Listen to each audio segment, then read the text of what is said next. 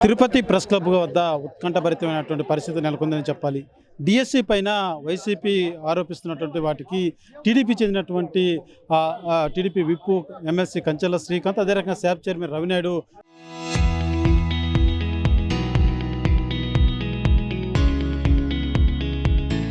గడిచిన 2 రోజుల క్రితం సవాలు విసిరినటువంటి పరిస్థితి.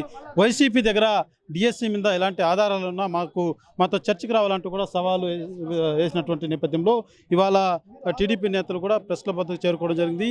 సవాలు స్వీకరించి వైసీపీ నేతల కోసం ఇక్కడ నిరీక్షిస్తున్నటువంటి పరిస్థితి. ప్రస్తుతం మనతో పాటు ఎమ్మెల్సీ కంచెల శ్రీకాంత్ గారు ఉన్నారు. సార్, ఏదైతే డిఎస్సి మీద మీరు విసిరినటువంటి సవాలుకి వైసీపీ వారు వచ్చేటువంటి పరిస్థితి ఉందా? మీరు ఎంతసేపు నుంచి వెయిట్ చేస్తున్నారు? మేము గత నెల రోజులుగా ఈ డిఎస్సి మీద ఏదైతే అవాకులు చవాకులు అసత్య ఆరోపణలు చేస్తున్నారో జగన్మోహన్ రెడ్డి గారు కావచ్చు, వాళ్ళ పార్టీ నాయకులు కావచ్చు, వాళ్ళ ఎమ్మెల్సీలు కావచ్చు, వాళ్ళందరికీ కూడా అమరావతిలో ఎమ్మెల్సీ రాంగోపాల్ రెడ్డి గారు నేను ఇద్దరం ప్రెస్ మీట్ పెట్టి సవాల్ విసిరాం.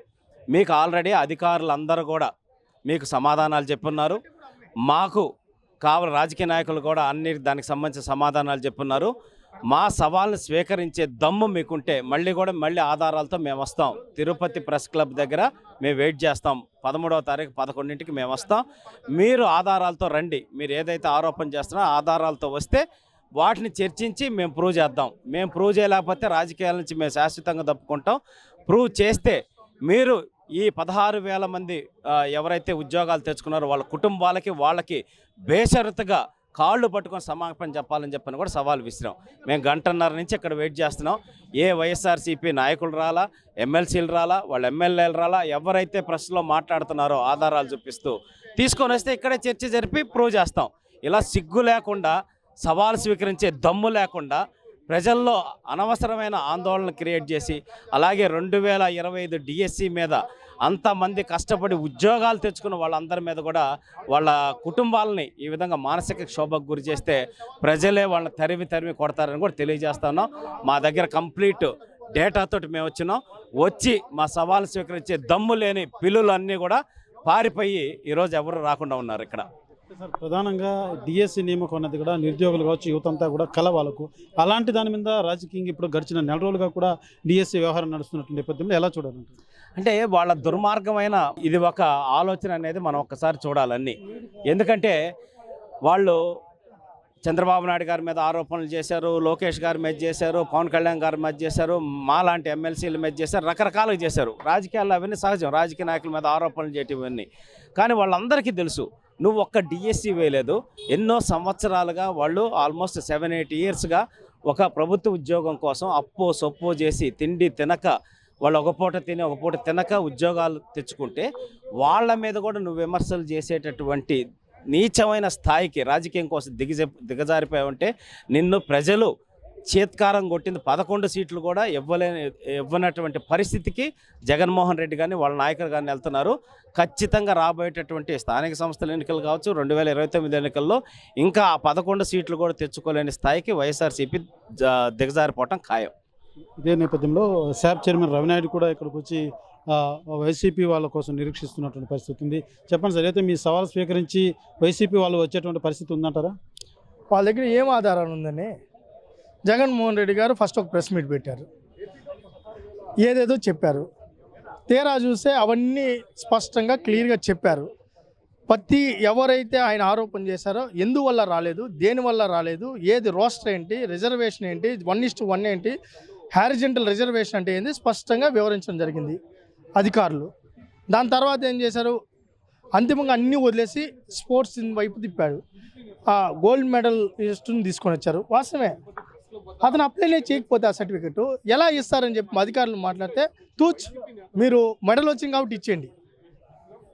ఇప్పుడు ఎలా ఉందంటే వాళ్ళ ఆధారాలు లేని ఆరోపణలు, పద్ధతి లేదు, ప్రభుత్వాన్ని నడిపిన వ్యక్తేనా, ఇతను ముఖ్యమంత్రి అయినా అని అనుమానాలు వస్తున్నాయి.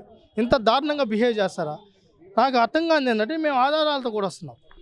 1 గంట నుంచి ఉన్నాం, 11కి వచ్చాం, 12 పైన అవుతుంది, ఏడే ఉన్నాం, ఎవరు రాలేదు. 2 రోజుల ముందే చెప్పాం ఈ టయానికి వస్తామని, ఎవరు రావడం లేదు. మళ్ళీ రేపు తెల్లాత కావాలంటే మాట్లాడతారు. ఆధారాలు ఏమున్నాయి తీసుకుని అంటే మాట్లాడరు. 400 కోట్లు అంటారు, 200 కోట్లు అంటారు, 150 కోట్లు అని నేను 15 లక్షలకు వచ్చారు. ఫస్ట్ ఏమన్నారు, సర్టిఫికెట్లు లేవన్నారు. తర్వాత అవి ఉన్నాయంటే అవి దొంగ సర్టిఫికెట్లు అన్నారు. అవి మేమేమంటే ఏమన్నారు, ప్యాకాట్ అన్నారు. అది గేమే లేదంటే వాళ్ళని ఎవరిని తీసుకోలేదు, అది ఈ గవర్నమెంట్ ఆఫ్ ఇండియా రికగ్నైజ్ అయిందా, ఆంధ్ర స్పోర్ట్స్ అథారిటీకి సంబంధం లేదంటే ముందే చెప్పాలి కదా అన్నారు. అసోసియేషన్స్ మేమే అన్నారు. ఇంకెన్ని మాట్లాడాలి వీళ్ళకి ఏంటంటే హత్యా రాజకీయాలు చేయడంలో వీళ్ళు సిద్ధాస్తులు. లాస్ట్ ఎలక్షన్లో వాళ్ళ బాబాయిని వాడుకున్నారు, గెలిచారు. ఇప్పుడు 16,000 మంది టీచర్స్ని అవమానించి దొంగలుగా చిత్రీకరించి వాళ్ళు ఆత్మహత్యలు చేసుకుంటే దాని మీద వీళ్ళు ఎలక్షన్ చేయాలనుకున్నారు. ప్రధానంగా ఇది ఉద్యోగస్తులకు సంబంధించినటువంటి అంశం కాబట్టి పదే వాళ్ళు ఆరోపిస్తూ మీరు చట్టపరమైనటువంటి చర్యలు ఎందుకు తీసుకోలేకపోతున్నారు? ఇప్పటికే మా ప్రభుత్వం తరపున అందరూ స్పందించారు, ఆల్ సెక్రటరీస్ స్పందించారు. ఎవరిని వదిలిపెట్టే ప్రసక్తి లేదు. అయితే చట్టం తన పని దాన్ని చేసుకొని పోతుంది. ఎక్కడ వాళ్ళు ఏంటంటే వాళ్ళకి కావాల్సింది కూడా ఇష్యూని నిద్రలేసి ఏంటంటే నిరుద్యోగుల్ని మానసికంగా వేధించడం, ఆ వేధింపులు చేస్తున్నారు. ఈరోజు ప్రజలందరూ విఘ్నులు, మీడియా విఘ్నత ఉంది, ప్రతి ఒక్కరికి తెలుసు. ఇది నిరాధారమైన ఆరోపణలు, చట్ట ప్రకారం ఏం చేయాలో అన్నీ చేస్తారు.